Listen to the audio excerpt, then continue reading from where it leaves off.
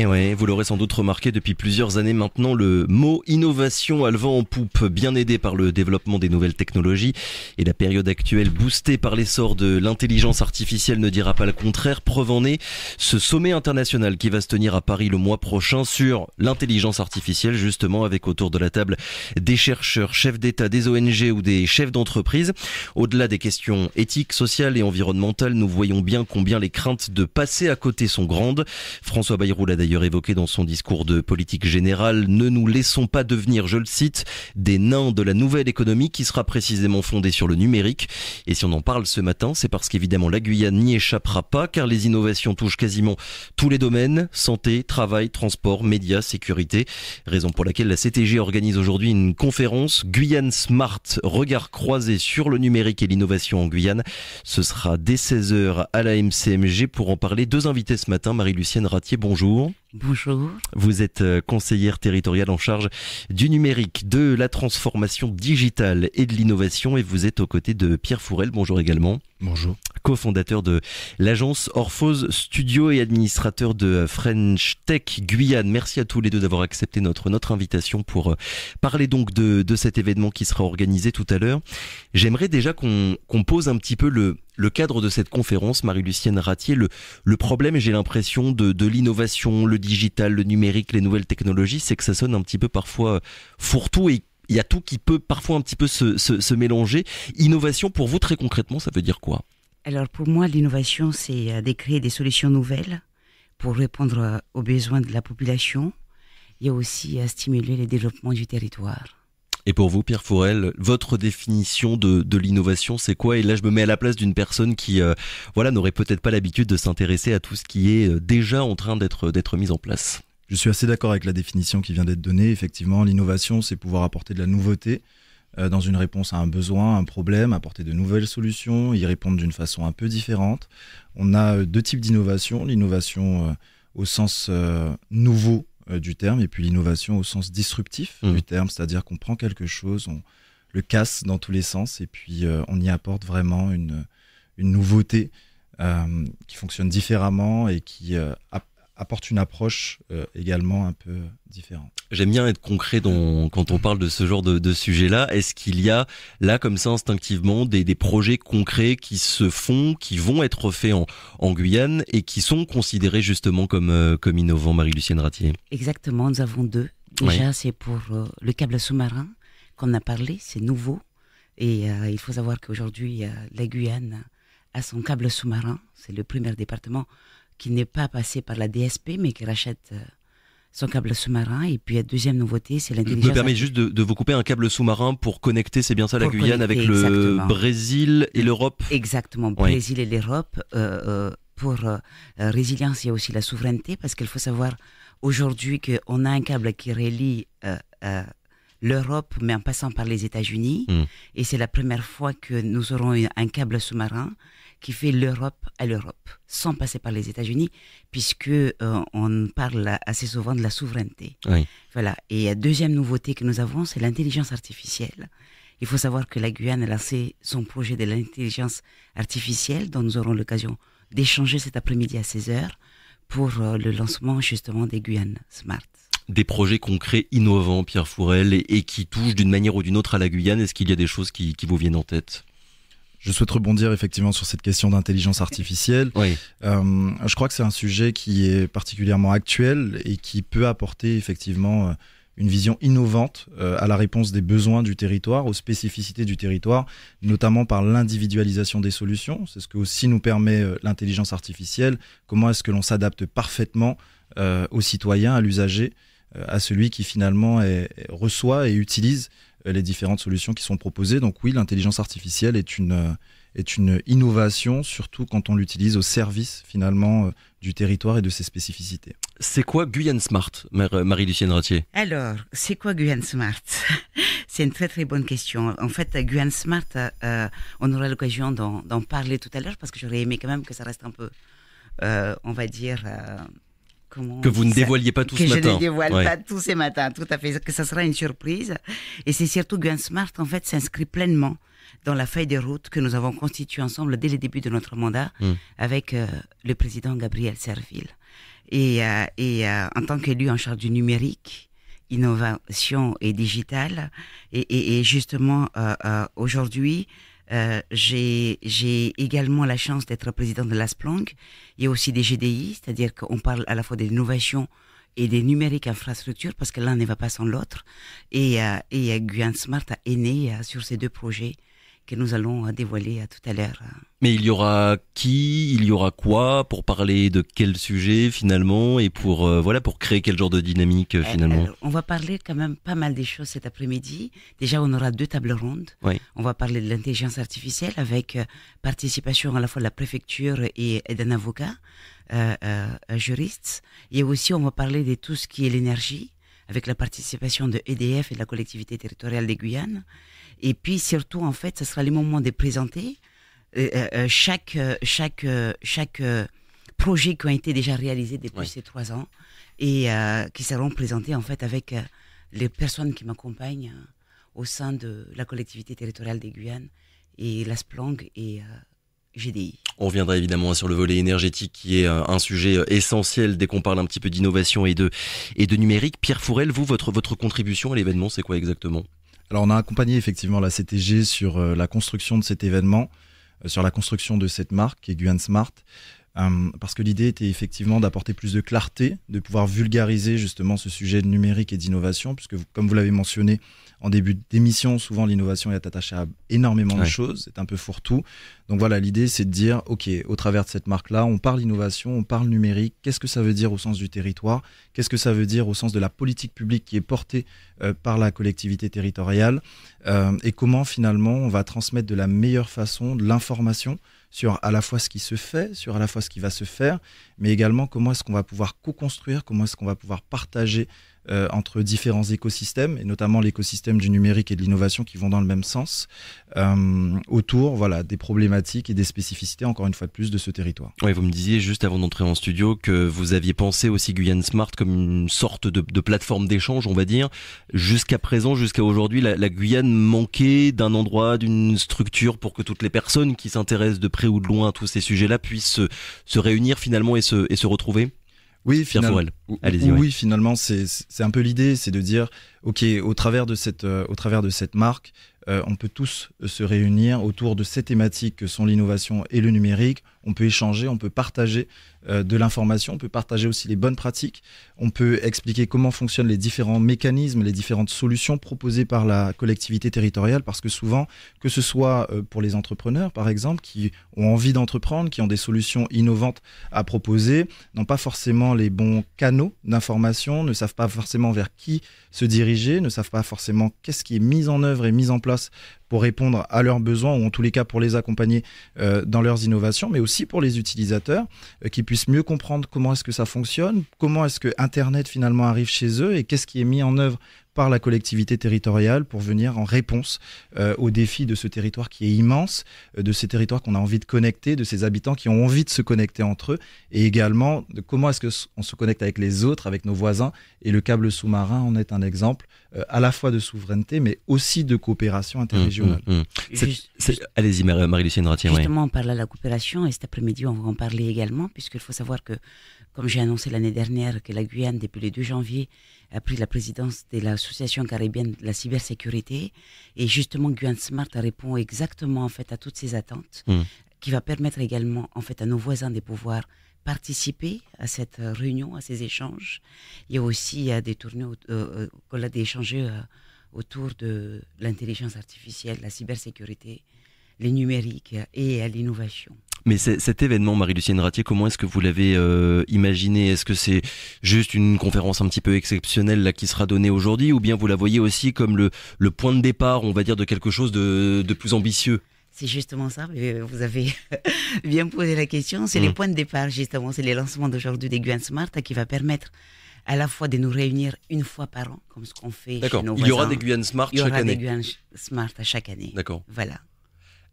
Moi, la question que je me pose, c'est quand on regarde les grandes problématiques de la Guyane, l'enclavement, le faible tissu entrepreneurial, les enjeux en termes de formation, d'éducation, d'accès à la santé, que peuvent les nouvelles technologies sur toutes ces questions-là, quand on est en plus sur un territoire qui connaît des difficultés en termes de réseau internet, voire de besoins en électricité, l'innovation, d'accord, et je pense que tout le monde a envie finalement de prendre ce chemin-là, mais est-ce que technologiquement, la Guyane, aujourd'hui, en 2025, Marie-Lucienne Ratier, est capable de créer une véritable dynamique finalement?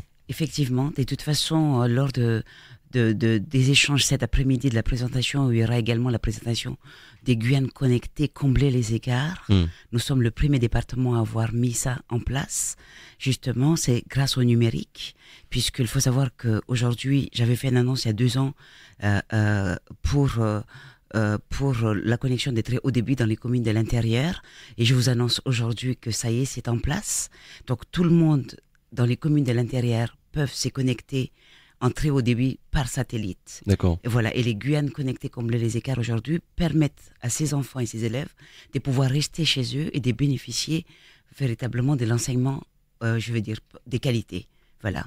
Et c'est un projet qui est mené par les rectorats en collaboration avec la collectivité territoriale des Guyanes et le CNES, et que ça prouve qu'aujourd'hui, il y a beaucoup des avancées sur la technologie.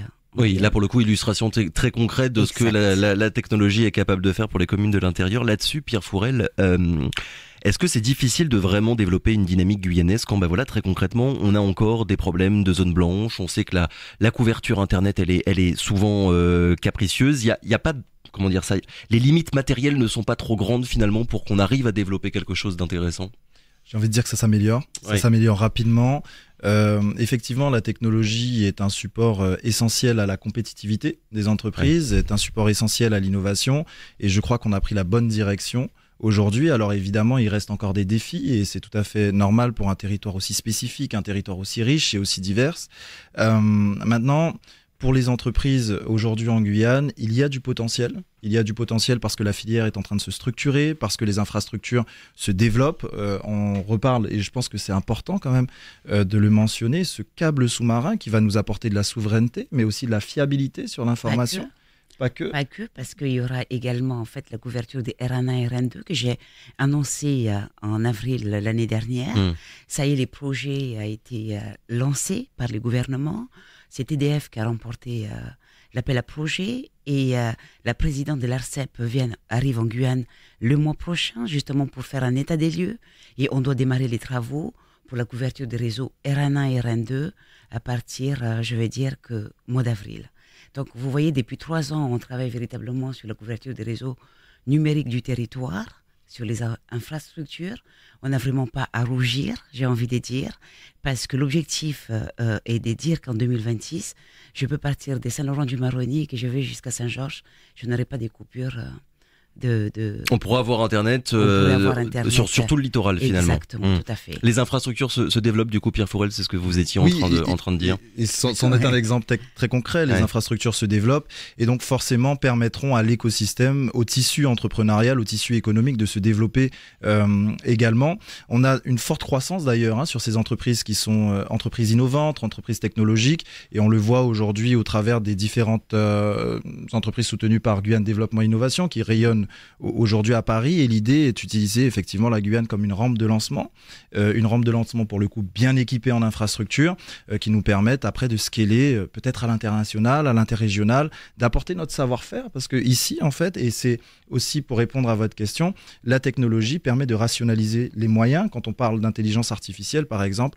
on peut faire des économies en termes de force de frappe, dans le sens où on n'a pas besoin d'autant de fonds, on n'a pas besoin d'autant de moyens financiers pour pouvoir obtenir les résultats que l'on obtient aujourd'hui avec l'intelligence artificielle, que ce soit en coût humain ou en coût matériel. Alors, développer le numérique, évidemment, ça passe par le développement des infrastructures, comme on vient de le dire. Il y a aussi les besoins en énergie. On le voit en ce moment avec Trump aux États-Unis, qui a déclaré une urgence énergétique nationale. Je le cite, pour entre autres alimenter les centres de données qui sont très gourmands en énergie.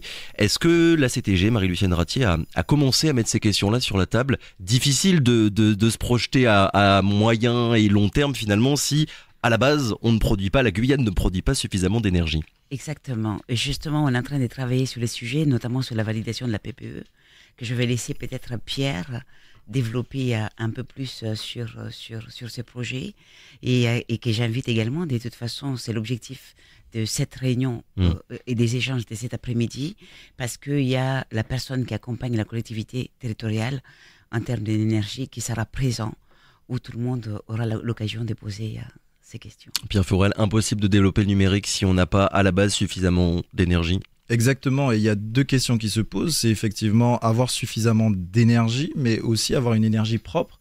Et je crois qu'en Guyane, on est à 2 doigts d'atteindre ce 100% énergie renouvelable. Donc c'est un terreau pour moi fertile pour l'innovation, une innovation verte. On a de gros projets. On a de gros investissements qui sont faits sur les infrastructures de production énergétique. Oui. Et on le voit portés par différents opérateurs que sont EDF, que sont Total, que sont Voltalia.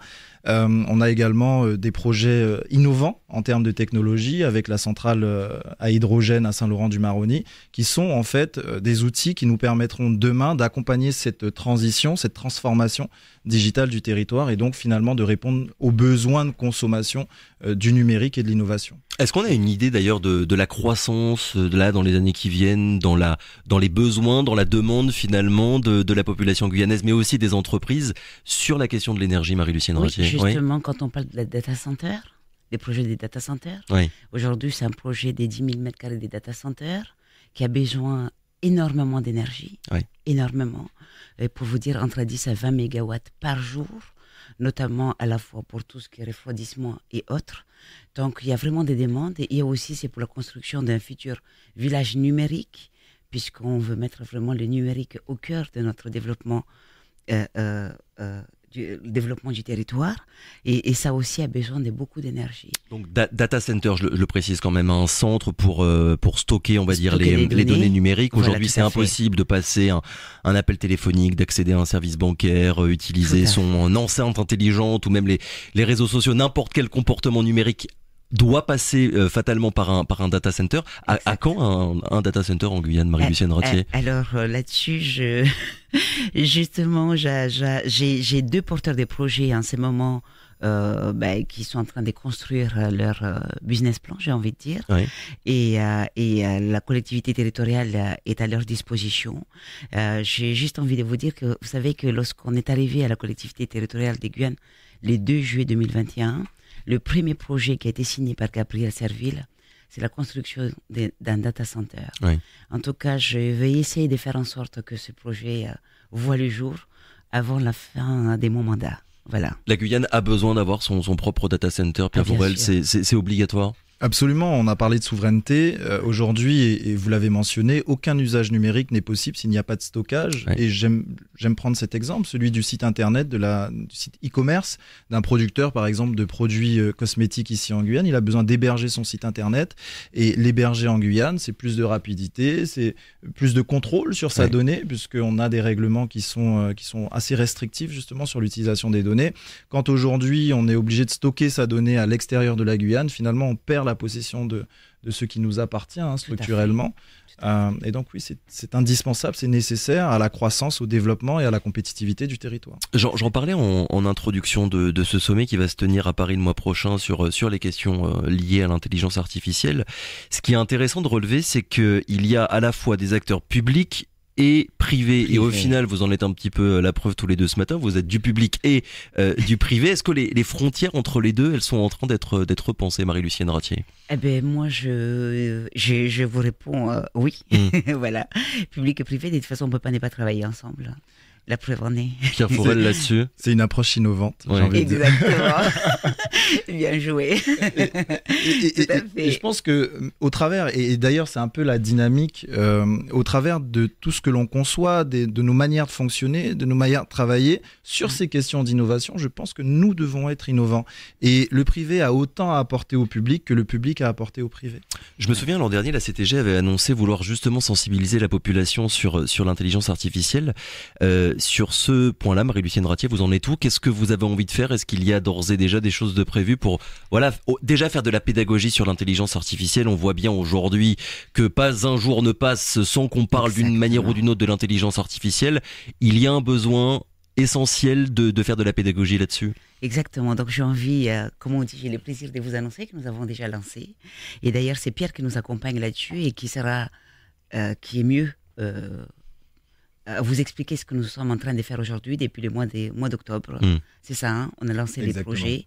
Et je l'espère. C'est quoi ce projet exactement ? Voilà. Alors c'est ce qu'on appelle de la vidéosurveillance algorithmique, donc pilotée par de l'intelligence artificielle. Alors de la vidéosurveillance algorithmique. Exactement. C'est quoi en quelques mots ? On va essayer de faire simple. En quelques mots, c'est une vidéosurveillance intelligente, c'est-à-dire que on a la possibilité au travers de ce type d'outils d'identifier certains comportements, d'identifier certaines situations à risque, et ça de façon automatique, donc sans contrôle humain. Ce qui permet à la fois de permettre aux humains de se concentrer sur des tâches qui nécessitent un contrôle humain, une sensibilité humaine, et d'automatiser, d'apporter de l'efficience également dans l'identification des situations à risque. Et donc on a 3 cas d'usage aujourd'hui. On travaille sur un premier cas d'usage qui est celui de la surveillance des établissements scolaires, donc les abords et les établissements scolaires, pour éviter justement ces cas de violence, pour éviter ces rassemblements qui seraient des rassemblements inappropriés devant les établissements, et permettre finalement aux étudiants,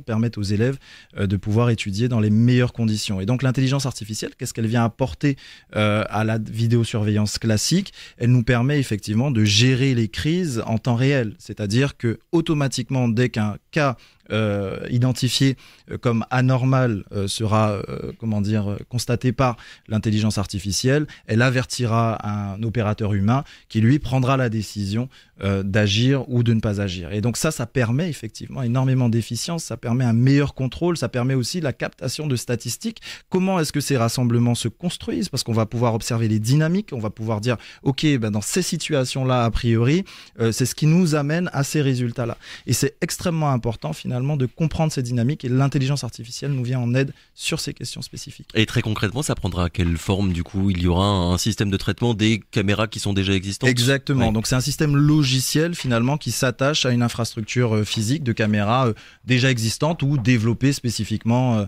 pour cet usage. Dernière question, et là je vais la poser à tous les deux. On sait bien qu'aujourd'hui il y a des capitales mondiales de l'innovation et que c'est à peu près tout le temps les mêmes pays qui reviennent. Innover, ça demande à la fois d'avoir des compétences mais aussi de l'argent. Est-ce que la Guyane est capable de peser, on va dire, dans cet écosystème-là, Marie-Lucienne Ratier ? Alors, en Guyane, est-ce qu'on a de l'argent pour pouvoir faire ça ? Et moi, je suis des professions commerciales, j'ai envie de dire. Hein. Et j'ai de la chance de pouvoir travailler avec Paris, et j'ai de la chance de pouvoir travailler avec les gouvernements où nous sommes véritablement soutenus sur le développement numérique du territoire. Des soutiens publics. Soutien public. Et l'investissement privé, est-ce qu'il répond un petit peu en Guyane ? Oui. Ouais. Oui, tout à fait. Mais comme on dit que nous avons des difficultés aujourd'hui au niveau des fonciers pour les personnes qui veulent investir en Guyane. Voilà, ça ne me concerne pas, mais je laisserai à Jean-Luc Levesque d'en parler, mon collègue. Mais effectivement, il y a des gens qui veulent venir, en fait. Justement, quand je regarde aujourd'hui entre les projets Maya et les projets des data centers, c'est à la hauteur de 580 millions d'euros. Ce sont de leurs fonds propres, mais qu'ils ne demandent même pas un centime aujourd'hui à la collectivité territoriale, ni aux fonds européens. Donc ça veut dire qu'il y a des investisseurs qui veulent venir investir en Guyane, qui ont les moyens, mais maintenant, et j'espère que la Guyane sera prête à les accueillir et c'est surtout leur laisser la possibilité de le faire. Optimiste à ce niveau-là, Pierre Fourel, sur les investissements, qu'ils soient publics ou privés, pour développer le numérique guyanais ? Je suis assez optimiste sur ces questions-là parce que je crois que c'est une priorité de la collectivité territoriale de Guyane, et que l'on trouve à la fois, nous, en tant que privés, des opérations portées par la collectivité territoriale de Guyane qui sont financées et qui nous permettent d'exprimer le plein potentiel de notre intelligence sur ces questions-là, mais également les opérateurs privés qui souhaitent aussi se transformer digitalement, qui souhaitent apporter de l'innovation dans leurs produits, dans leurs services. Et donc, on a aussi cette possibilité d'obtenir des contrats justement dans cette dynamique de transformation digitale, de transformation numérique par l'innovation. Guyane Smart, regard croisé sur le numérique et l'innovation en Guyane. Ce sera donc aujourd'hui, vendredi, dès 16h, à la Maison des Cultures et des Mémoires de Guyane. Merci beaucoup à tous les deux d'avoir été avec nous ce matin. Merci Bonne conférence. Merci. À très bientôt.